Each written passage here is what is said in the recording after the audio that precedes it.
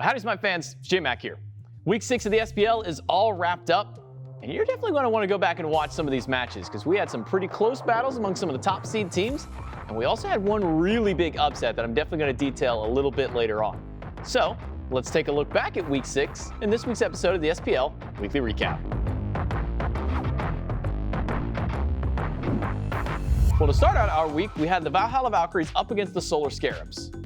While the games went on for quite some time, the matchup itself wasn't particularly close.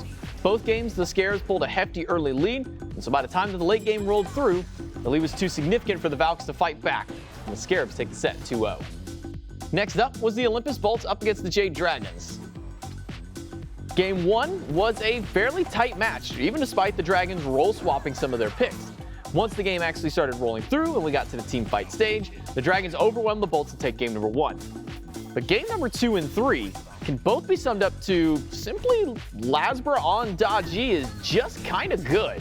Establishing early pressure and never letting off the gas, the jungler of the Olympus Bolts went on a tear for both of those games and led his team to a 2-1 victory over the Jade Dragons.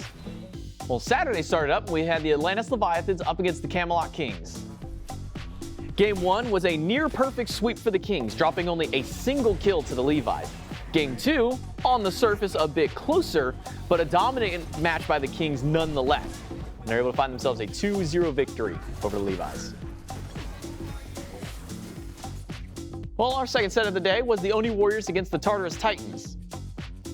And the Titans decided that in this set, instead of going with these Warrior ADCs, these Mage and Hunter solos, they'd go with a more traditional comp, and it looked really good this time around.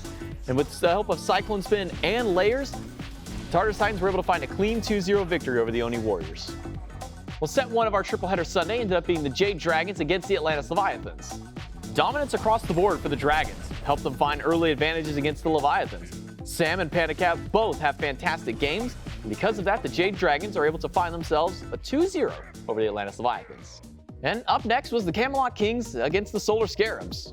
And after the Game 1 beatdown from the Camelot Kings, it looked like we were ready to just pack it up and call for a quick 2-0 today.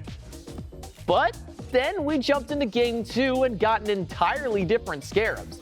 This was a long, drawn-out game from the Scarabs, and after 4 Fire Giants, 3 Phoenix Wipes, and then 1 well-placed team fight, the Scarabs bait the Kings out of their base and allow for Scream to walk in with the minions and backdoor the Titan to take game number 2. Game number 3 was the exact same pacing as game number 1, but this time it's the Solar Scarabs who are the ones in complete control. An attempted end at 20 minutes doesn't quite take the game, but 1 team fight later at the Fire Giant nets the Scarabs 3 kills for only 1, and it allows them to march up the mid lane and end the set with the biggest upset of the season, a 2-1 victory over the Camelot Kings. And lastly, we had the Olympus Bolts up against the Valhalla Valkyries. Game 1 started with some nice kills for the Valks, but unfortunately those early kills don't translate to much of a lead, and the Bolts are able to wrangle the game back to their favor and take the first one. Game number 2 was a common case of second verse, same as the first. Good early start for the Valkyries, better mid and late game out of the Bolts, turns the set to a 2-0 for the Olympus Bolts. And there you have it. An explosive week number 6 is now all wrapped up, but even despite the upset from the Solar Scarabs, doesn't really affect the standings all that much this week. We still see the Camelot Kings and the Olympus Bolts top the charts, the Scarabs still sitting at that 7th seed, but looking better every single week.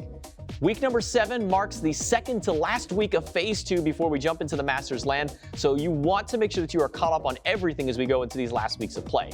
To do so, you can go to our YouTube channel SMITEPod, watch the behind-the-scenes action with our pros over on SMITEPro, or you can tune in live right now on twitch.tv/SmiteGame for Week 7 of Phase 2 in the SMITEPro League.